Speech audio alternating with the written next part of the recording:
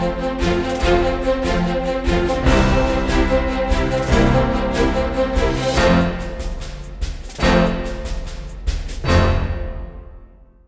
Study IQ Hindi platform पर आपका स्वागत है। दोस्तों, आज हम लोग मुद्दे की बात कार्यक्रम में चर्चा करने वाले हैं एक बेहद महत्वपूर्ण राजनीतिक घटनाक्रम पर। और ये राजनीतिक घटनाक्रम में ये है कि आम आदमी पार्टी को राष्ट्रीय दर्जा देने की बात की जा रही है और इसका आधार क्या है, आज की चर्चा में हम इसे विस्तार से समझेंगे। लेकिन जो खबर ये है कि आज 2 राज्यों की विधानसभाओं के चुनाव के नतीजे सामने आए हैं, गुजरात और हिमाचल प्रदेश। और इन्हीं के कारण हाल ही में जब गुजरात विधानसभा चुनाव में आम आदमी पार्टी ने अपने उम्मीदवार उतारे थे तो कई सारी अटकलबाजियां चल रही थी। इसी बीच इन्हीं अटकलबाजियों के बीच चुनाव के नतीजे घोषित किए गए और उसके बाद आम आदमी पार्टी को वहां पर एक आशाजनक सफलता मिली है ना। हालांकि वह वहां पर सरकार बनाने की स्थिति में तो नहीं आई है, लेकिन उसे इतनी सफलता मिल पाई है कि अब वह राष्ट्रीय पार्टी की स्थिति में आ सकता है ना। और इसी को लेकर करके अरविंद केजरीवाल, जो दिल्ली के वर्तमान में मुख्यमंत्री हैं, आम आदमी पार्टी के महत्वपूर्ण व्यक्ति हैं, इनफैक्ट सबसे महत्वपूर्ण व्यक्ति आप कह सकते हैं, तो इन्होंने ट्वीट कर करके और ये बताया है कि राष्ट्रीय पार्टी बनने पर आम आदमी पार्टी के सभी कार्यकर्ता और सभी देशवासी बधाई के पात्र हैं। ठीक है, तो आज की चर्चा में हम इसी को समझने की कोशिश करेंगे कि आखिर किसी भी राजनीतिक दल को किस आधार पर राष्ट्रीय पार्टी का दर्जा दिया जाता है और राष्ट्रीय पार्टी का दर्जा मिलने के बाद उसे क्या कुछ महत्वपूर्ण सुविधाएं मिलती हैं। ठीक है, चलिए आज की चर्चा को हम एक तरीके से आगे बढ़ाते हैं। लेकिन सबसे पहले थोड़ा ये देख लो कि गुजरात विधानसभा और हिमाचल प्रदेश विधानसभा चुनाव के जो नतीजे आए हैं वे क्या कहते हैं। गुजरात विधानसभा चुनाव में देखो 182 सीटों के लिए चुनाव आयोजित किया गया था। क्लियर? अच्छा, अब इसमें भारतीय जनता पार्टी को 157 सीटों पर बहुमत मिला है। बहुमत कितना चाहिए था? तो 91 सीटों पर बहुमत की जरूरत थी। तो ये तो अब क्लियर हो गया कि भारतीय जनता पार्टी यहां पर सरकार बनाएगी, है ना। दूसरी बात यह कि आम आदमी पार्टी ने भी अपने उम्मीदवार इस चुनाव में उतारे थे और इसे यहां पर 5 सीटें हासिल हुई हैं। क्लियर? अच्छा, तीसरी बात यह है कि भारतीय राष्ट्रीय कांग्रेस को इसमें 16 सीटें मिली हैं और अन्य जो पार्टियां थी उनको 4 सीटें मिली हैं। क्लियर? बहरहाल यहां पर भारतीय जनता पार्टी बहुमत में आ गई है। आम आदमी पार्टी यहां पर इसलिए चर्चा का विषय बन गई है क्योंकि इसी के कारण, इसी 5 सीटों के कारण अब वह राष्ट्रीय दर्जा की श्रेणी में आ सकता है ना। अब यहां पर देखिए, हिमाचल प्रदेश के स्तर पर हम बात करें तो हिमाचल प्रदेश में 68 विधानसभा सीटों के लिए चुनाव आयोजित करवाए गए थे, जिसमें से भारतीय राष्ट्रीय कांग्रेस को 39 सीटों पर जीत हासिल हुई है और जबकि भारतीय जनता पार्टी को यहां पर 26 सीटों पर जीत हासिल हुई है। जबकि बहुमत कितने का चाहिए था? तो 34 सीटों का बहुमत यहां पर चाहिए था, है ना। 34 सीट का बहुमत यहां पर चाहिए था और गुजरात में 91 सीट के लिए बहुमत चाहिए था। क्लियर? अच्छा, अब जबकि यहां पर भारतीय राष्ट्रीय कांग्रेस को बहुमत मिल गया है तो निश्चित तौर पर ये यहां पर सरकार बनाने के लिए आगे बढ़ेगी और जबकि बीजेपी को 157 सीटों पर बहुमत मिला है तो ये गुजरात में सरकार बनाने के लिए आगे बढ़ेगी। ये तो आज के चुनावी नतीजे से जो संबंधित जानकारियां थी वो हो गई। लेकिन जो मूल मुद्दा है हमारी चर्चा का वो क्या है? वो है कि भाई आम आदमी पार्टी को राष्ट्रीय पार्टी का दर्जा मिलने की जो बात की जा रही है इससे संबंधित क्या कुछ आधार हैं। ठीक है, देखो पहली बात तो आप ये समझो कि जो भारत में राजनीतिक पार्टियों को दर्जा दिया जाता है राष्ट्रीय स्तर पर या फिर राज्य स्तर पर राज्य पार्टी का दर्जा दिया जाता है, वो एक विशेष आदेश है। उसी आदेश के माध्यम से ये सभी प्रावधान लागू होते हैं, है ना। और ये आदेश क्या है? इसका नाम है निर्वाचन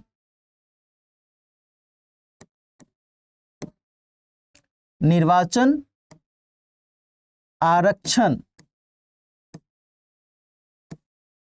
एवं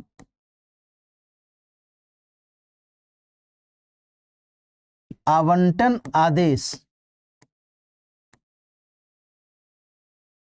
आवंटन आदेश 1968, है ना।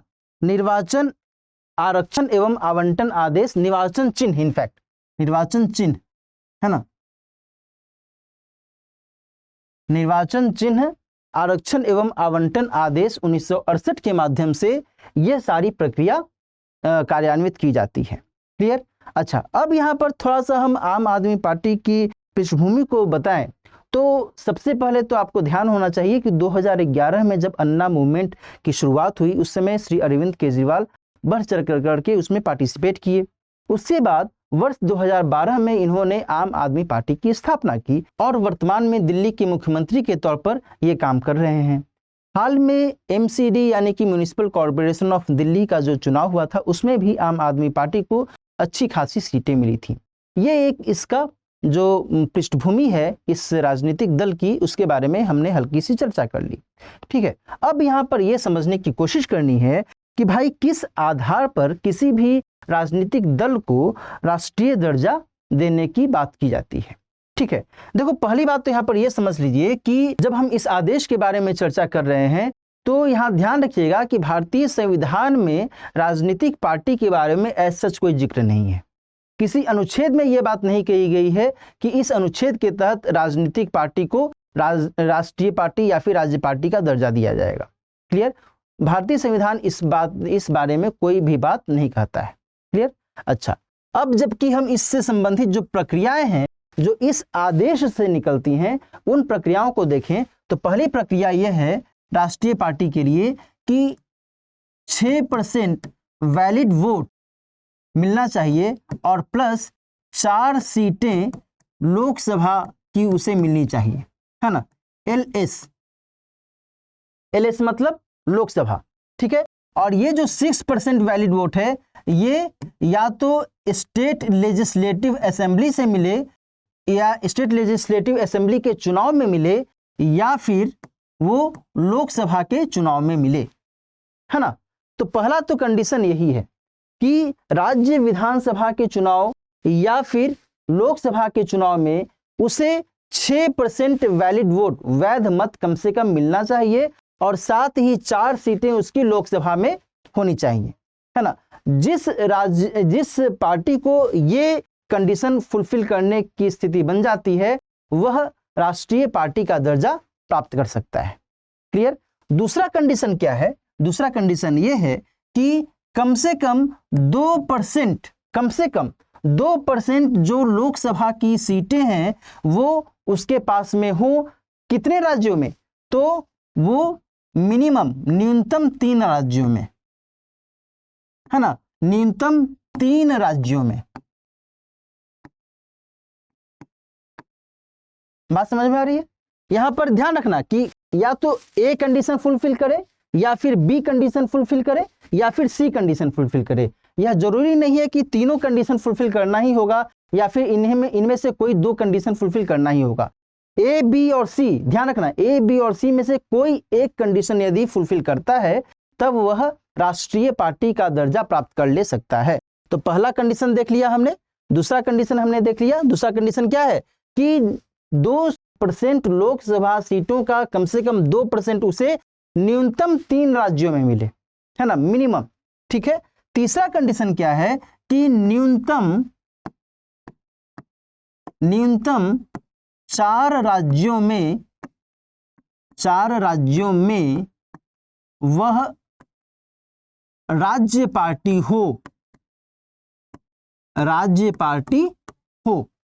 ध्यान रखिएगा, तीसरा कंडीशन यह कहता है कि कम से कम 4 राज्यों में वह राज्य पार्टी के तौर पर काम कर रहा हो। और इसी कंडीशन के कारण ये जो आम आदमी पार्टी है इसको अब राष्ट्रीय स्तर का दर्जा देने की बात की जा रही है। क्यों? क्योंकि यहां पर देखो कि 4 राज्य कौन कौन से हो गए। एक तो दिल्ली है ना। अब ये मत कहना कि भाई दिल्ली तो एक संघ शासित क्षेत्र है, दिल्ली को भी यहाँ पर आपको ध्यान में रखना होगा क्योंकि दिल्ली विधानसभा का चुनाव जब होता है तो फिर यहाँ पर वो प्रक्रिया लागू होती है। ठीक है, तो दिल्ली। दूसरा है पंजाब, पंजाब में भी हाल में बहुमत मिला था, पंजाब में आम आदमी पार्टी की सरकार बनी है। तीसरा है गोवा, और चौथा अब बन गया गुजरात, है ना, चौथा अब बन गया गुजरात। ये 4 ऐसे जो राज्य विधानसभा हैं, इन सभी जगहों पर इसको राज्य पार्टी के तौर पर दर्जा अब मिल चुका है, ठीक है ना। और इसी लिहाज से यहाँ पर ये जो आम आदमी पार्टी है, ये किस रूप में काम करेगा, तो अब राष्ट्रीय पार्टी के तौर पर काम करेगा। लेकिन अब फिर से प्रश्न ये उठता है कि भाई राज्य पार्टी के लिए क्या कंडीशंस है, राज्य पार्टी किस आधार पर कोई भी पार्टी बनती है। तो इसके लिए जो कंडीशंस है, पहला तो ये है कि 6% वैलिड वोट प्लस 2 सीटें, कहां पर, तो स्टेट लेजिस्लेटिव असेंबली में। SLA मतलब स्टेट लेजिस्लेटिव असेंबली, राज्य विधानसभा, ठीक है। दूसरा कंडीशन क्या है कि 6% वैलिड वोट प्लस 1 सीट, कहां पर, लोकसभा चुनाव में, है ना, लोकसभा चुनाव में उसे 1 सीट मिलता है और साथ ही 6% वैलिड वोट यानी कि वैध मत मिलता है, तब वह राज्य पार्टी का दर्जा प्राप्त कर सकता है। तीसरा कंडीशन क्या है कि 3% या 3 सीटें, कहां पर, स्टेट लेजिस्लेटिव असेंबली में उसे मिलती हैं, 3% वैलिड वोट मिलता है या फिर 3 सीटें उसे स्टेट लेजिस्लेटिव असेंबली में मिलती हैं। इनमें से जो भी ज्यादा हो उसके आधार पर किसी भी पार्टी को राज्य पार्टी का दर्जा दिया जा सकता है, ठीक है। चौथा कंडीशन क्या है, चौथा कंडीशन कहता है 25 लोकसभा सीटों में से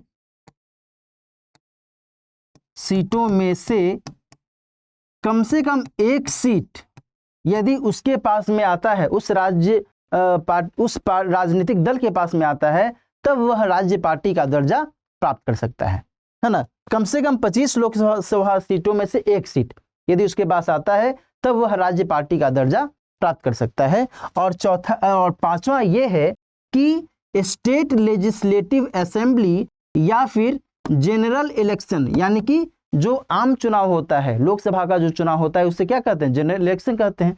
तो स्टेट लेजिस्लेटिव असेंबली या फिर जनरल इलेक्शन में उसे 8%, है ना, 8% यदि वैलिड वोट मिलता है, वैध मत मिलता है, तब वह राज्य पार्टी का दर्जा प्राप्त कर सकता है।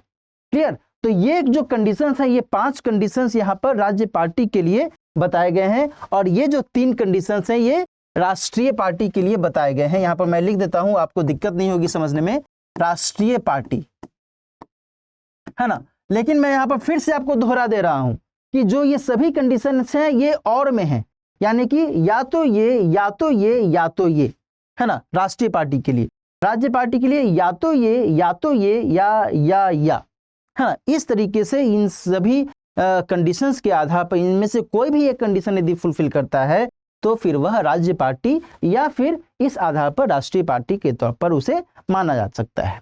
क्लियर। अब यहाँ पर जब हम बात कर रहे हैं आम आदमी पार्टी की, तो यहाँ पर हमने देख लिया कि न्यूनतम 4 राज्यों में अब यह राज्य पार्टी के स्तर पर जो अपना कंडीशन है, अपनी शर्त है, ये फुलफिल कर रहा है, और इस लिहाज से अब यह राष्ट्रीय पार्टी का दर्जा प्राप्त कर ले सकता है। ठीक है। अब बात यहाँ पर आती है कि भाई ठीक है, राष्ट्रीय पार्टी का तो दर्जा इसे मिल जाएगा, लेकिन वर्तमान में भारत में टोटल कितनी राष्ट्रीय पार्टियां हैं? तो देखो, वर्तमान में भारत में टोटल, वर्तमान में यदि हम आम आदमी पार्टी को अभी हटा कर देखें तो वर्तमान में टोटल 8 राष्ट्रीय पार्टियां हैं, है ना। 8 में से एक है ऑल इंडिया तृणमूल कांग्रेस, एक है बहुजन समाज पार्टी, एक है भारतीय जनता पार्टी, एक है कम्युनिस्ट पार्टी ऑफ इंडिया यानी कि जो CPI कहलाता है ना, और एक है CPIM communist party of India, मार्क्सवादी कम्युनिस्ट पार्टी इसे कहा जाता है, और एक है भारतीय राष्ट्रीय कांग्रेस INC, और एक है नेशनलिस्ट कांग्रेस पार्टी। तो 3 6 एक साथ ये हो गए, और 8वां है, 8th नंबर है नेशनल पीपुल्स पार्टी, है ना, नेशनल पीपुल्स पार्टी, इसको NPP भी कहते हैं। ठीक है। तो यहाँ पर टोटल अभी वर्तमान में 8 राष्ट्रीय पार्टियां हैं। ठीक है। तो लेटेस्ट जो राष्ट्रीय पार्टी के तौर पर जोड़ी गई थी वो NPP है। अब जब आम आदमी पार्टी को भी राष्ट्रीय पार्टी का दर्जा मिल जाएगा तो अब टोटल 9 राष्ट्रीय पार्टियां भारत में हो जाएंगी। ठीक है, अच्छा अब यहाँ पर थोड़ा सा समझने की आवश्यकता है कि भाई राष्ट्रीय पार्टी का दर्जा मिलने से इसे क्या कुछ लाभ हो सकता है। तो पहली बात तो यह है कि जो चुनाव चिन्ह है, चुनाव चिन्ह वही रहेगा, चुनाव चिन्ह में ऐसा कोई परिवर्तन नहीं होगा। यानी कि जो इसका चुनाव चिन्ह है झाड़ू, है ना, झाड़ू जो इसका चुनाव चिन्ह है वो वही बना रहेगा, उसमें कोई दिक्कत वाली बात नहीं है। दूसरा कि अब इसे प्रसारण सुविधा मिल सकता है, कहां कहां पर, तो दूरदर्शन में, है ना, दूरदर्शन में और ऑल इंडिया रेडियो में। ठीक है, ऑल इंडिया रेडियो में और दूरदर्शन में इसको ब्रॉडकास्टिंग टेलीकास्टिंग की सुविधा मिल सकती है। ठीक है, तीसरा कि अब इसमें स्टार प्रचारक 40 स्टार प्रचारक जो है यहाँ पर काम कर सकते हैं इस पार्टी के अंतर्गत। ठीक है, और उनके लिए जो भी खर्च होता है वो उनके उम्मीदवार के द्वारा किए गए खर्च में वो काउंट नहीं किया जाएगा।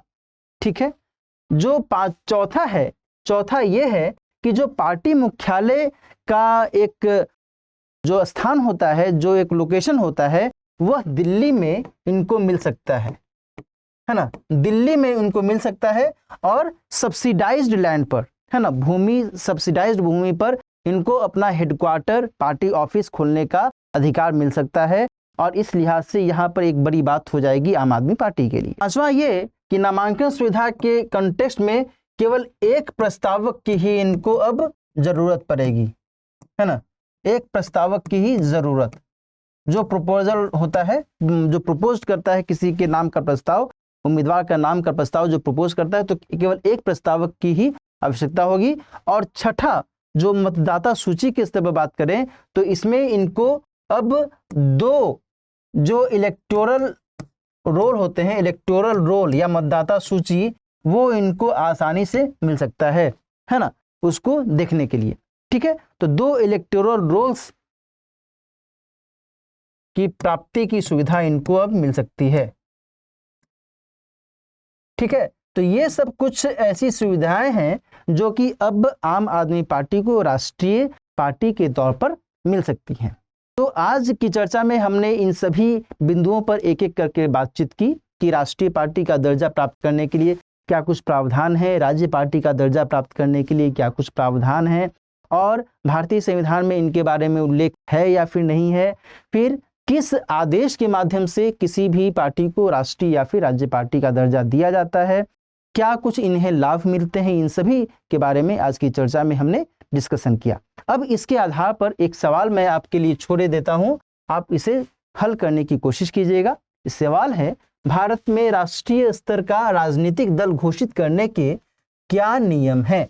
चर्चा कीजिए, है ना। जो नियम है मैंने उसको एक एक करके बता दिया है। ध्यान रखना है कि वो तीनों में से कोई एक फुलफिल होना चाहिए राष्ट्रीय पार्टी के लिए, और बाकी जो राज्य पार्टी के लिए नियम है उनमें से कोई एक फुलफिल होना चाहिए। ठीक है, इसका उत्तर लिखने की कोशिश कीजिएगा। मिलते हैं किसी और मुद्दे की बात कार्यक्रम में किसी और महत्वपूर्ण मुद्दे के साथ। तब तक अपना ख्याल रखिए। All the best. हिंदी में यूपीएससी की तैयारी से संबंधित प्रोग्राम्स को देखने के लिए सब्सक्राइब करें स्टडी IQ IAS हिंदी।